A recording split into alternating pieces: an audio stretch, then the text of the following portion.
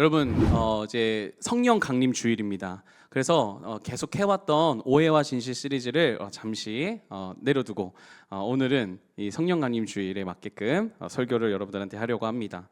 자, 여러분 성령 강림 주일 어떤 날인지 아세요? 어떤 날인지 아세요? 어떤 날이죠? 지금 눈대중으로 봐도 60명이 넘어 보이는데 성령 강림 주일 뭐예요? 용기를 내세요.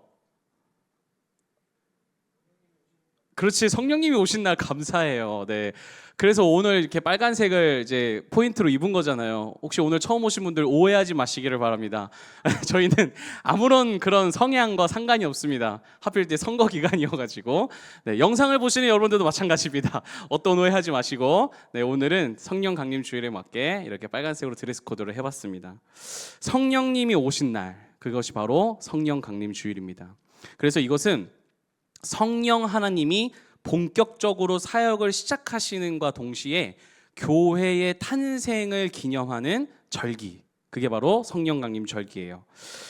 따라서 여러분 오늘은 성령이 무엇인지, 그리고 성령 충만이란 무엇인지, 그리고 그분의 그 놀라운 은혜는 오늘 우리를 어디로 인도하기를 원하시는지에 대해서 여러분과 Living or Life라는 말씀의 제목을 가지고 여러분과 함께 나누려고 합니다. 여러분 혹시 이어령 선생님이라고 아세요? 이어령 박사님? 네, 아주 유명하신 분이시죠. 이 마지막 수업이라는 책 읽어보신 분 계세요 혹시? 있어요? 있어요? 오케이. 네, 역시 이 책 관련해서 일하시는 분들은 다르군요. 네, 여러분 꼭 읽어보세요. 정말 한국의 최고의 지성인이자 이제 문화부 장관을 역임하셨던 우리 이어령 박사님이 암 투병을 하셨는데 그 말기에 후배 작가인 김지수 씨가 그의 마지막 인터뷰 내용을 엮어서 낸 책이 이 마지막 수업이라는 책입니다. 이어령 박사님께서도요 기독교인이셨어요. 그래서 이분이 그 책을 보면 이 복음에 대해서 상당히 많이 언급하는 부분들을, 그리고 그분의 어떤 철학과 이거를 문화적인 부분으로 어떻게 풀어내는지를 그 책을 통해서 진짜 볼 수 있는데 너무 좋습니다. 꼭 보시기를 바랍니다. 죽음과 삶과 죽음의 이 깊은 통찰력을 볼 수 있고, 여러 정말 다 하나하나가 정말 귀한데 제가 이제 그것을 읽으면서 오늘 이 설교와 맞닿는 내용이 있어서 제가 그 내용을 좀 잠시 말씀드리려고 해요. 바로 무문석과 화문석이라는 것입니다. 무문석과 화문석. 아마 처음 들어보신 분들도 계실 수 있을 것 같은데 여러분 강화도의 대표적인 공예 품입니다. 그래서 이 화문석은 꽃무늬가 있는 자리라는 뜻으로 이 손으로 하나하나 엮어서 만든 화려한 돗자리를 얘기를 하는 거예요. 그럼 반대로 무문석은 뭘까요? 안에 무늬가 없는 거, 그게 무문석이에요. 그래서 이제 한 번은 이제 우리 선생님께서 강화도에 가셨다가 이것을 하나 사야겠다 하고 가게를 가신 거예요. 그런데 그 가게에서 이제 본인은 무문석이 좋으셨대요. 그래서 가게 주인한테 이제 무문석을 달라고 하고 구매를 하려고 하는데, 아니 가격을 봤는데 무문석이 여러분 비쌀 것 같으세요? 화문석이 비쌀 것 같으세요? 그죠? 우리는 당연히 화문석이겠죠. 그러니까 이현우 선생님도 당연히 화문석이 더 비싸겠구나라는 생각을 가지고 계산을 하려고 했는데, 아니 웬걸 무문석이 더 비싸다는 거예요. 그래서 이렇게 물으셨대요. 이보시오, 어째서 손도 덜 가고 단순한 이 무문석이 더 비쌉니까? 그러자 그 가게 주인이 이렇게 대답했다고 합니다. 모르는 소리 마세요. 화문석은 무늬를 넣으니 짜는 재미가 있지요. 그러나 무문석은 민자라 짜는 사람이 지루해서 훨씬 힘듭니다. 여기서 뭐 이런 소리 하는데, 그러니까 이어령 선생님이요 지금 우리처럼 이 소리를 듣고 무릎을 탁 치셨다 그래요. 화문석은 짜는 과정에서 무늬 넣을 기대감이 생기고 자기가 신이 나서 짜지만, 반대로 무문석은 오로지 완성을 위한 지루한 노동이기 때문에 변화가 없으니까 더 힘들다는 것을 깨닫게 되셨다고 합니다. 그래서 이현우 선생님이 그의 책에서 이렇게 말씀하세요. 인생도 마찬가지다. 인생의 무늬가 없이 그저 생존하기 위해서 사는 무문석의 인생은 평생이 고된 인생이지만 자기의 무늬를 만드는 인생은 행복한 인생이다. 여러분 무슨 말씀을 하시는지 이해가 좀 되세요? 이효령 선생님은요, 이 인생의 차이를 구체적으로 이렇게 구분하세요. 표현하세요. Living or life. 여기서 제목을 따온 거예요. 그러니까 의식주만을 위해서 사는 삶, 평생을 먹고 살기만 위해서 살다가 어느 날 응급실에서 유언 한마디 하지 못한 채 죽는 리빙, 곧 무문석의 삶이 인생의 전부라면 너무 서글프지 않냐라는 거예요. 그러나 한순간을 살아도 자기 무늬를 짜는 라이프, 곧 화문석의 삶을 산다면 정말 행복한 삶이라는 것이죠. 그리고 그것을 정체성으로 정의를 하시더라고요. 여러분 혹시 요즘 드라마에 모자무사 아세요? 모자무사? 모자무사 보시는 분? 저는 오늘도 집에 가서 볼 기대에 마음이 벅찹니다. 이걸 모르세요? 모두가 자기의 무가치함과 싸우고 있다라는 드라마인데, 이 구교환과 박해준이 이제 형제로 나와요. 거기 극중 인물이 황동만하고 황진만인데, 이 황진만 씨가 그 역할에서 아주 예전에 아주 유명한 시인으로 등장을 합니다. 그러니까 유명한 시인이니까 이제 뭔가 시 쪽에서 이제 이름 있는 사람 보통 찾아가잖아요. 그래서 이제 이 박해준을 찾아간 거예요. 그래서 이제 한참 식사하면서 장면이 그렇습니다. 식사를 막 해요. 그러다가 이제 그 박해준 씨가 이제 막 여러 얘기를 하다가 박해준 씨가 이렇게 딱 한마디 던집니다. 좀 약간 뭐랄까 말투가 아주 친절하지 못해요. 시를 쓰는 목적이 뭐예요? 딱 이렇게 묻습니다. 그러자 이제 그 이제 사람들 중에 한 남자분이 이제 그렇게 얘기해요.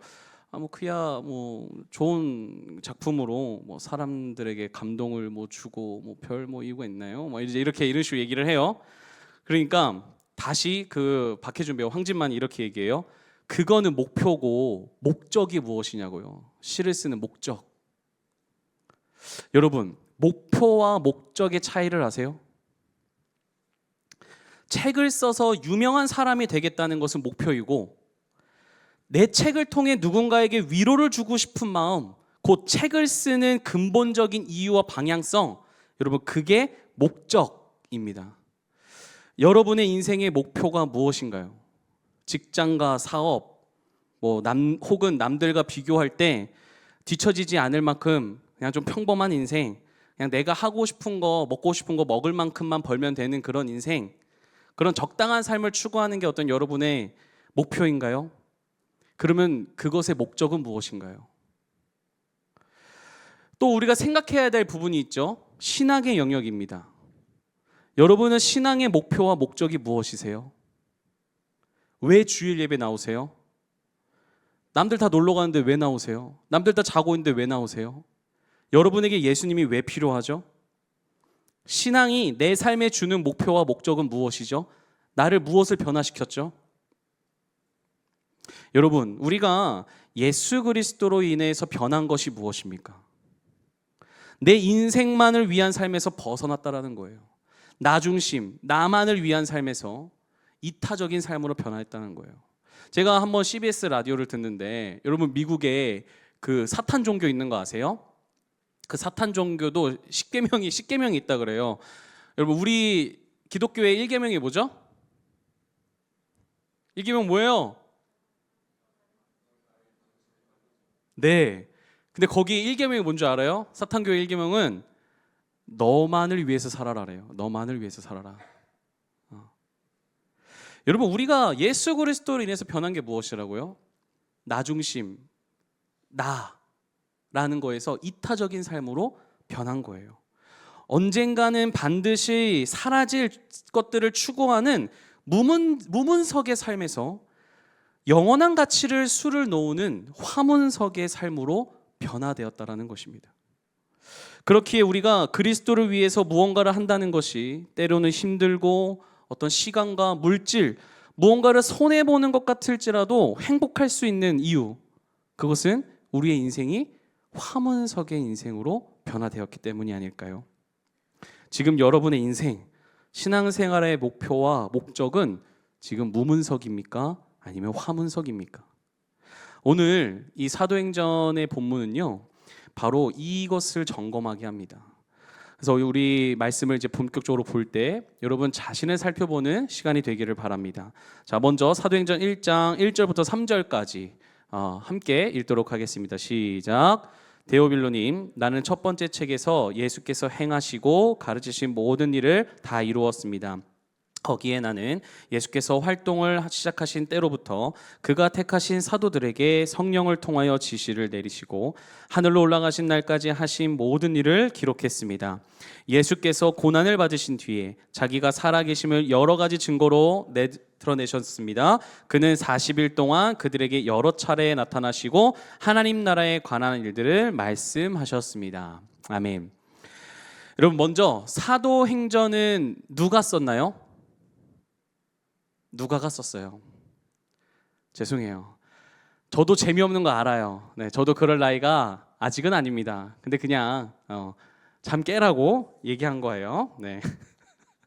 자, 잊어버리세요. 자, 여러분 1절에 보면 이렇게 시작해요. 나는 첫 번째 책에서 이렇게 시작합니다. 그러니까 사도행전은 지금 몇 번째 책인 거예요? 두 번째 책인 거예요. 그러니까 다시 말해서 누가는요, 누가복음을 먼저 쓰고 사도행전이라는 것을 이어서 쓴 것입니다. 자, 그러면 수신자가 지금 누구예요? 데오빌로라는 사람이에요.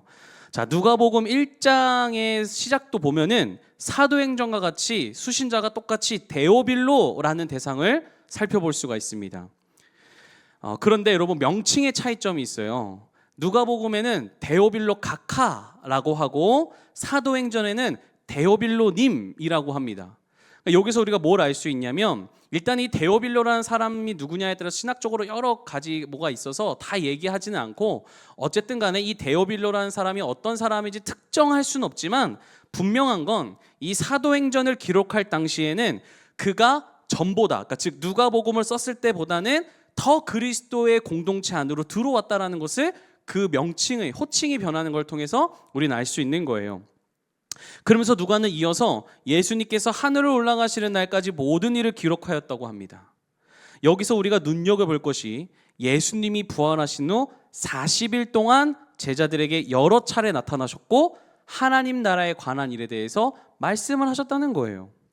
여러분, 마치 이 모습이 무엇과 같으세요? 이 땅에서 예수님의 마지막 수업과 같지 않으세요?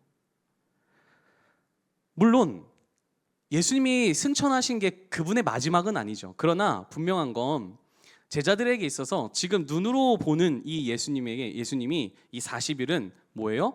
예수님의 마지막 수업과 같은 아주 특별한 시간이라는 것은 변함이 없습니다. 자, 그러면 여러분, 왜 예수님이 하나님 나라에 대해서 가르치셨을까요? 40일의 시간이 있대. 근데 왜 가르치셨을까요? 중요하니까요. 간단해요. 그리고 이것은 비단 제자들에게뿐만 아니라 오늘 이 성경을 읽는 우리 모두에게 중요하기 때문입니다. 신앙생활에서 가장 중요하기 때문이에요. 그래서 이 부분이 오늘 우리의 신앙의 목적과 목표를 알 수 있게 해주는 거예요. 여러분, 사실 우리가 이 땅에서 살아갈 때 내 인생이 마지막인지 언제인지 아세요? 여러분, 인생의 마지막인지 지금 언제인지 아세요? 알 수 없죠. 혹시 안다고 하면은 저 찾아오세요. 좋은 정신병원 소개시켜 드릴게요. 여러분, 우리는 이 땅에서 언제인지를 알 수 없기 때문에 불안해요. 두려워요. 무서워요. 그런데 여러분, 잘 생각해 보세요. 그렇기 때문에 가장 가치 있는 것이 무엇인지를 선택할 수 있는 거 아닐까? 어떤 목사님이 이런 말씀을 하셨어요. 예수님이 언제 다시 오실지 우리에게 알려주시지 않은 것은 오히려 행복이다. 왜일까요? 만일 저와 여러분이 주님이 언제 오실지를 알고 있어. 그럼 생각해 보세요. 우리가 과연 여러분 그날까지 예수님 믿는 것을 잘 할까요? 아니요. 미루다가 그날이 오기 하루 전, 아니 1분 전에 하나님 잘못했습니다, 사랑합니다, 용서해 주세요, 이렇게 하는 게 우리의 죄성 아니에요? 내 마음대로 그냥 다 살고 싶다가 그날 오기 전에 하루 전에 회개하는 거, 그게 우리의 죄성 아니에요? 여러분, 언제가 마지막일지 알 수 없기 때문에 오늘의 여러분의 삶이 소중한 거고, 여러분의 그 선택이 가장 가치 있을 수 있다는 거. 그래서 가장 가치가 있는 것을 선택해야 한다는 것을 여러분 잘 기억하시기를 바랍니다. 그래서 예수님이 이 선택을 도와주시기 위해서 한 가지 약속을 해주셨는데, 그게 4절입니다. 함께 읽겠습니다. 시작. 예수께서 사도들과 함께 잡수실 때에 그들에게 이렇게 분부하셨습니다. 너희는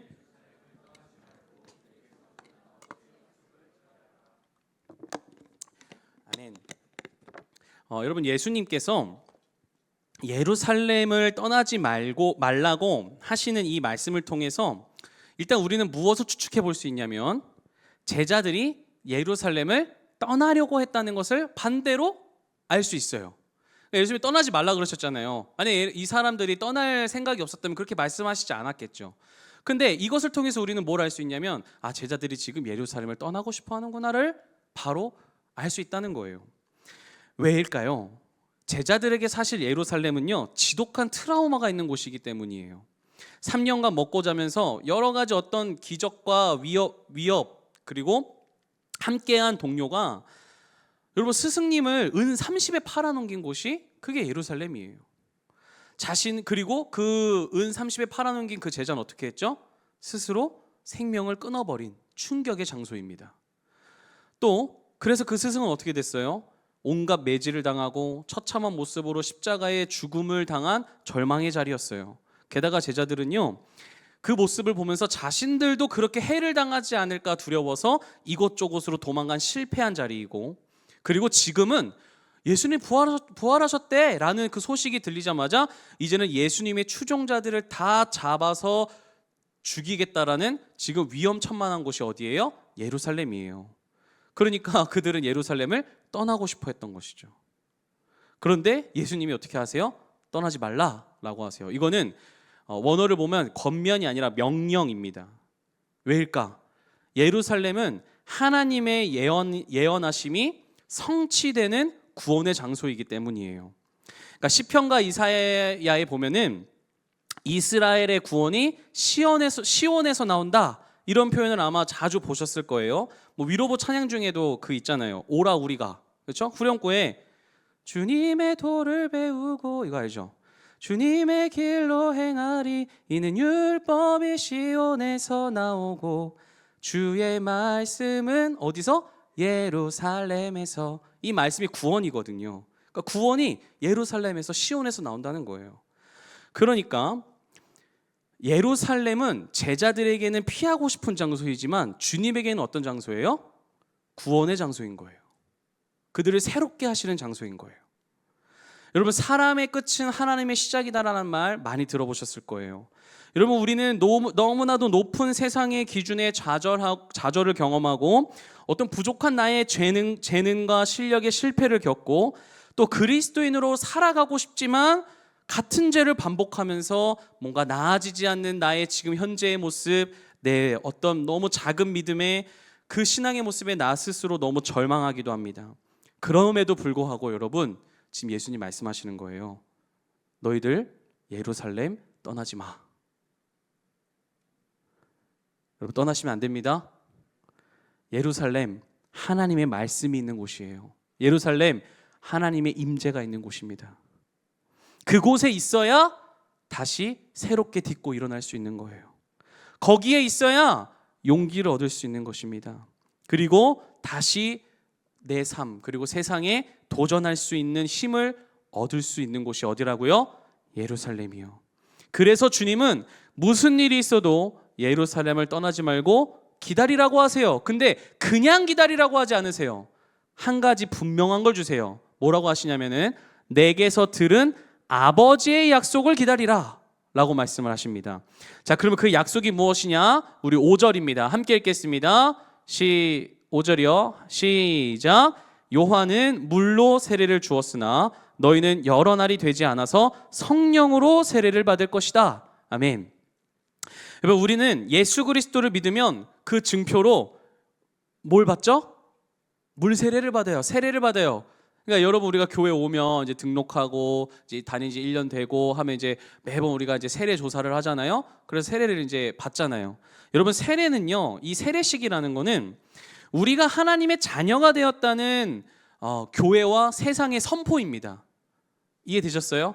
그러니까 이것은 공표하는 거예요. 이제 이 사람은 그리스도인입니다 라고 하는 아주 큰 축복과 정말 축하를 받는 그런 의식인 거예요. 근데 여러분, 만일 프로 권투 선수가 자신이 세계 1위야, 내가 세계 1위야 라고 이렇게 선포만 하면 사람들이 그 사람을 보면서 아 그래? 너가 세계 1위구나 라고 인정을 할까요? 아니겠죠. 그 사람이 정말 세계 1위의 실력을 갖고 있는지를 증명해내야 그 사람이 자타공인 세계 챔피언이라는 것을 우리가 알 수 있는 거예요. 여러분, 성령 세례가 이와 비슷합니다. 물 세례는 내가 구원을 받았다는 선포라면 성령 세례는 그가 정말 구원을 받은 그리스도인인지를 증명해내는 삶을, 그것을 성령 세례라고 합니다. 이것을 제가 나중에 한번 또 더 자세히 여러분에게 풀어드리도록 하겠습니다. 그래서 이 성령 세례를 받은 그 사람의 특징이 있어요. 그 삶의 특징이 있는데 그게 사도행전 1장 8절입니다. 우리 8절 함께 읽겠습니다. 유명한 말씀이죠. 시작. 그러나 성령이 너희에게 내리시면 너희는 능력을 받고 예루살렘과 온 유대와 사마리아에서 그리고 마침내 땅 끝에까지 이르러 내 증인이 될 것이다. 아멘. 먼저 성령 세례를 받은 그 증거 첫 번째는요, 능력을 받은 삶입니다. 무엇이요? 능력이요. 자, 개역 개정에는 우리가 더 익숙한 권능이라고 되어 있어요. 그래서 권능이라는 이름 되게 많잖아요.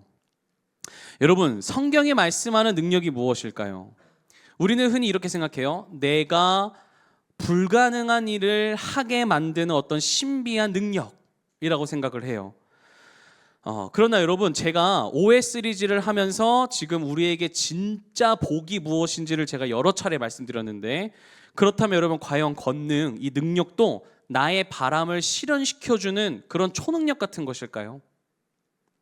권능을 원어로 두나미스라고 하는데 이것은 이 다이너마이트의 어원이 되는데 그만큼 여러분 엄청난 폭발력을 뜻하는 거예요. 그렇다면 그리스도인이 가져야 할 폭발력은 무엇인가? 여러분, 이를 알기 위해서는요, 먼저 성령이 무엇인지, 성령 하나님이 누구이신지에 대해서 먼저 알아야 돼요. 자, 요한복음 14장 16절입니다. 함께 읽겠습니다. 시작. 내가 아버지께 구하겠다. 그리하면 아버지께서 다른 보혜사를 너희에게 보내셔서 영원히 너희와 함께 계시게 할 것이다. 아멘. 자, 예수님은요, 복음서 여러 부분에 자신의 십자가와 죽음, 그 죽음과 부활에 대해서 여러 차례 제자들에게 말씀하십니다. 그런데 제자들이 그 의미를 잘 깨닫지 못해요. 그래서 지금 이 14장 16절도 마찬가지입니다. 그래서 제자들이 이제 묻는, 제자들이 막 떠나시면 안 돼요. 우리가 같이 있어 주셔야 돼요. 막 이제 이렇게 어리광 부리는 장면들이 나와요. 그때 예수님이 지금 이 16절에 내가 이 공생애를 마치고 하늘로 올라감, 떠나심을 말씀하시는데 그것에서 있어서 너희들이 두려워하지 마라고 약속해 주시는 게 뭐냐면 바로 다른 보혜사입니다. 다른 보혜사.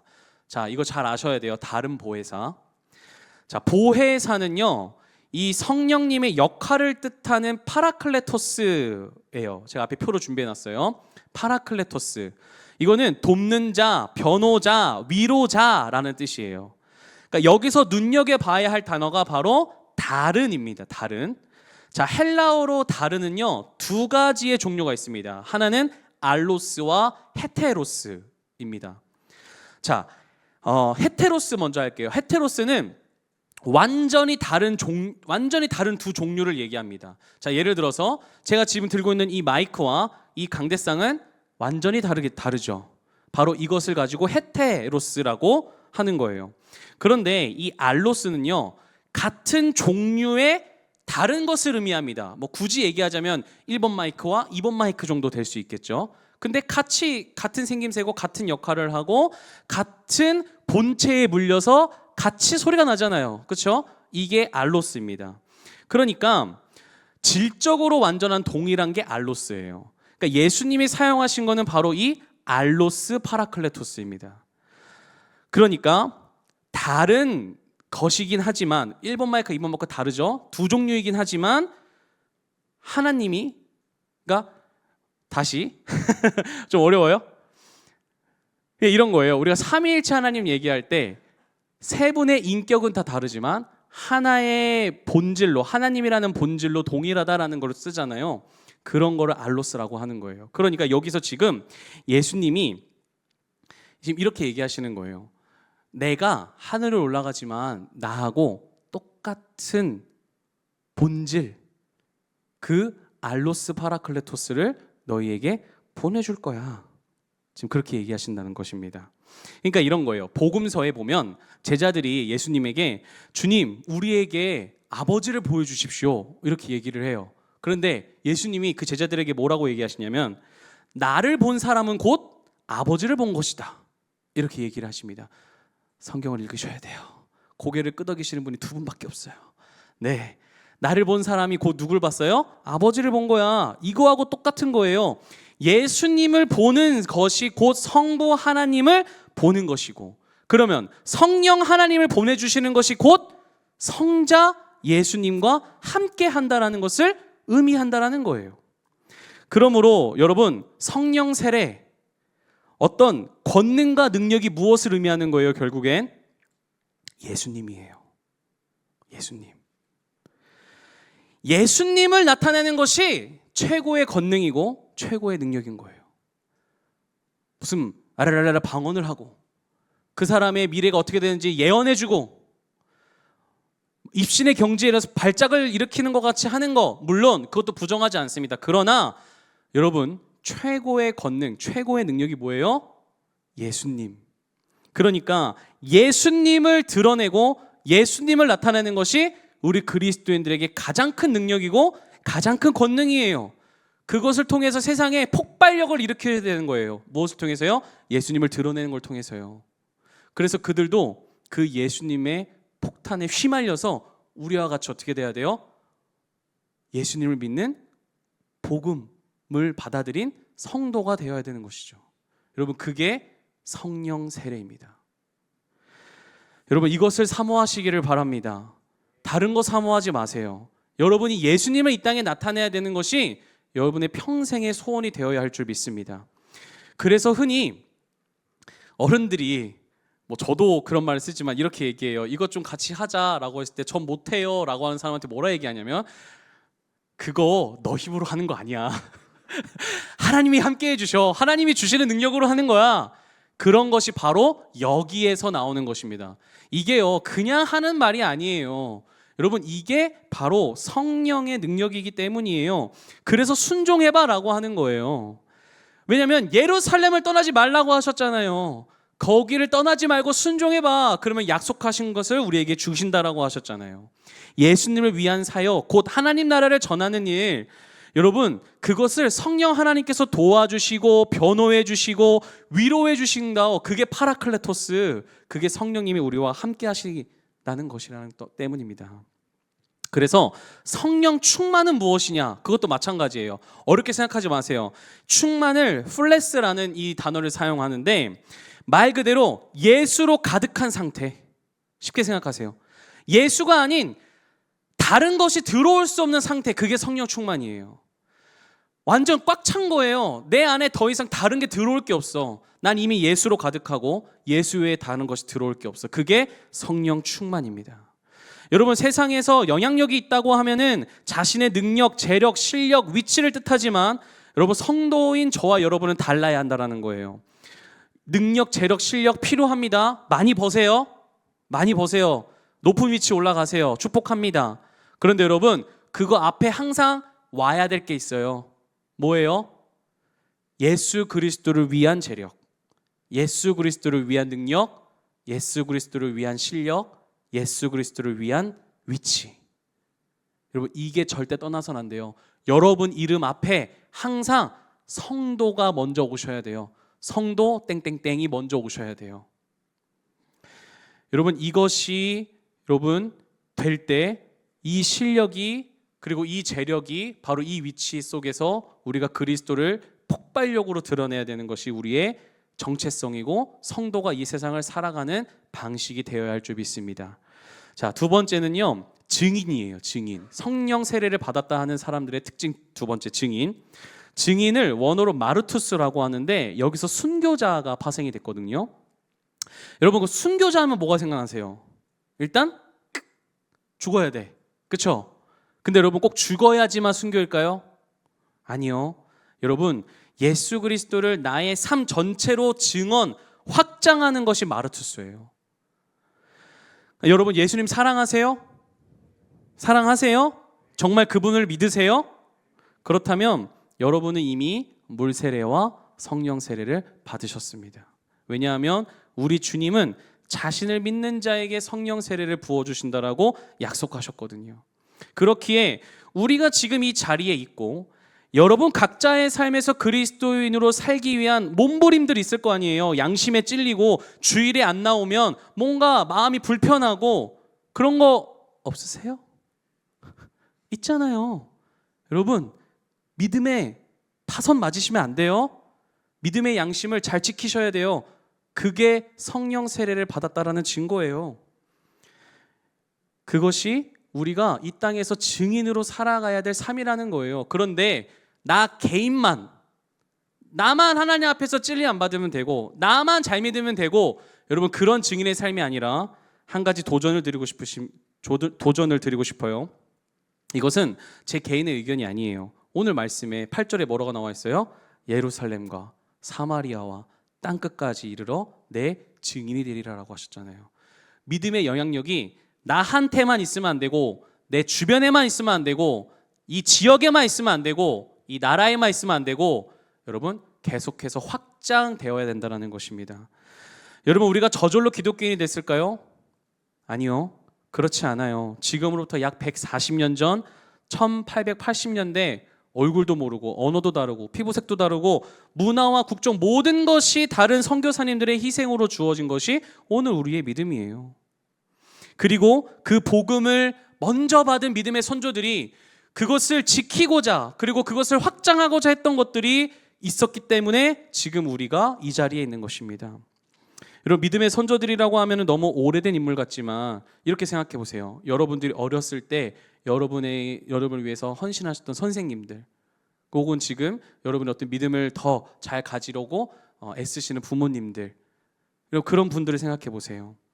그런 여러 지인의 수고와 헌신이 있었기 때문에 지금 우리가 이 자리에 있는 거예요. 여러분, 하나님의 사랑은 그런 것입니다. 나 개인에서 시작하지만 결국 주변과 이웃 그리고 열방까지 그 사랑의 영향력을 퍼뜨려주고 싶은 거예요. 그것을 터뜨리고 싶은 거예요. 그것이 하나님의 사랑입니다. 여러분, 그렇기에 그리스도인은요 결국 단 하나에 집중하게 됩니다. 따라하세요. 영혼에 집중하게 되어 있어요. 다른 영혼을 보면서 저들도 하나님의 사랑을 알았으면 좋겠다. 그래서 이제는 저들이 무문석의 삶이 아닌 화문석의 삶을 살아갔으면 좋겠다. 그런 영혼을 향한 갈망 말이에요. 간절한 마음. 여러분, 이러한 예수님의 소망이 우리 청년들 한 사람 한 사람에게 있기를 축복합니다. 여러분, 우리가 인천중앙교회 그리고 젊은이 교회를 이룬 것은 단순히 우리끼리 친해지고 우리끼리 즐겁고 우리끼리 행복하고 우리끼리 기쁘자, 그래서 우리 모이게 하신 거 아니에요. 또 다른 교회 공동체를 세우기 위한 그 놀라운 하나님의 사역에 부르심을 받은 것입니다. 하나님 나라를 전하고자 하는 증인들로 세움받았다는 거예요.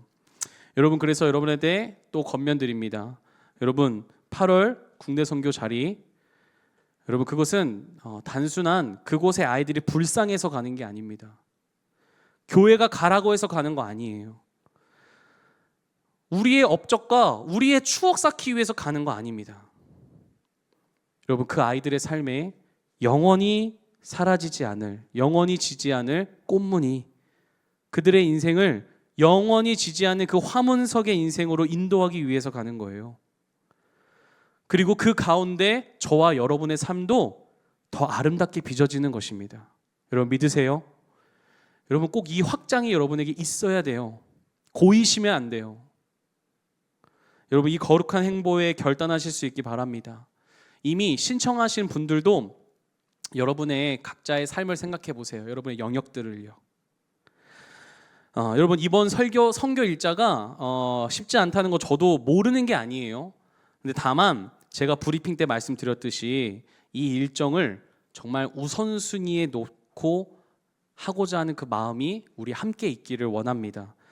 그래서 그곳에 가는 선교사가 어렵다면, 정말 최선을 다했는데도, 내가 일정을 정말 최선을 다했는데도 어렵다면 그럴 수 있죠. 여러분 그렇다면 전도사님, 제가 가는 선교사로는 어려운데 보내는 선교사로 이 선교팀 모임에 참여해서 제가 같이 기도하고 준비하는 것을 돕고 싶습니다. 여러분 이게 진짜 하나님의 마음을 기쁘시게 하는 최선이고 여러분 하나님의 뜻인 줄 믿습니다. 이 마음을 제가 여러분들한테 전하고 싶은 거예요. 혹여 자신이 경험, 실력, 재능이 부족하다고 생각해서 여러분 망설이시는 분이 있다면 그럴 필요 없어요. 여러분 필요한 것은 딱 하나입니다. 영혼을 사랑하는 마음, 그거 하나면 돼요. 여러분 사랑해 보셨죠? 사랑하면 열심히 따라오고요. 사랑하면요 최선을 다하게 되어 있고요. 사랑하면 아깝지 않고요. 사랑하면 우선순위가 바뀌고요. 사랑하면 순종과 헌신을 하고 싶어지는 거예요. 우리 찬양팀 준비해 주세요. 말씀을 정리할게요. 사랑하는 여러분, 오늘 결단 찬양이 이제 올해 우리 선교 주제 찬양입니다. 작년부터 제가 이제 올해 선교를 위해서 계속 기도하는데 하나님께서 이 찬양을 제게 주셨다고 저는 믿어요. 여러분 움직이는 교회가 되시기를 바랍니다. 움직인다는 것은요 살아있다는 것입니다. 여러분 움직인다는 것은요 복음을 전하는 이타적의 삶을 시작하는 것입니다. 내가 정한 그 테두리를 벗어나셔야 돼요. 이럴 때 내가 할 수 없다는 것을 인정하고 성령님을 의지하는 믿음이 발현되셔야 돼요. 성령님의 인도하심에 따라 내 테두리를 벗어나서 이제는 예루살렘과 정말 모든 땅 끝까지 갈 때에 여러분 진정한 그 삶에 여러분의 하나님이 주시는 목적과 목표가 새롭게 됨을 여러분 믿으시기를 바랍니다. 그 가운데서 변화되실 거예요. 여러분 이 시간 이제 우리가 찬양할 텐데 여러분 우리가 지금 그 선교의 자리에 있다고 한번 상상해 봅시다. 장소 우리 몰라요. 저도 안 가봤어요. 그런데 그냥 상상해 보세요. 여러분이 그냥 지금 내가 어느 교회든 여러분 꾸며보세요. 지금 내가 그 교회에 있다라고 생각해 보세요. 그리고 지금 우리가 그곳에서 지금 이 찬양을 다 함께 부르고 있다는 것을 여러분 생각해 보시기를 바랍니다. 여러분 그럴 때 우리 가는 그 홍천 서지방에 그 아이들이 또 다른 우리를 통하여서 또 다른 움직이는 교회로 세워지기를 간절히 사모하고 갈망하면서 이 찬양 하기를 원합니다. 함께 소망하시면서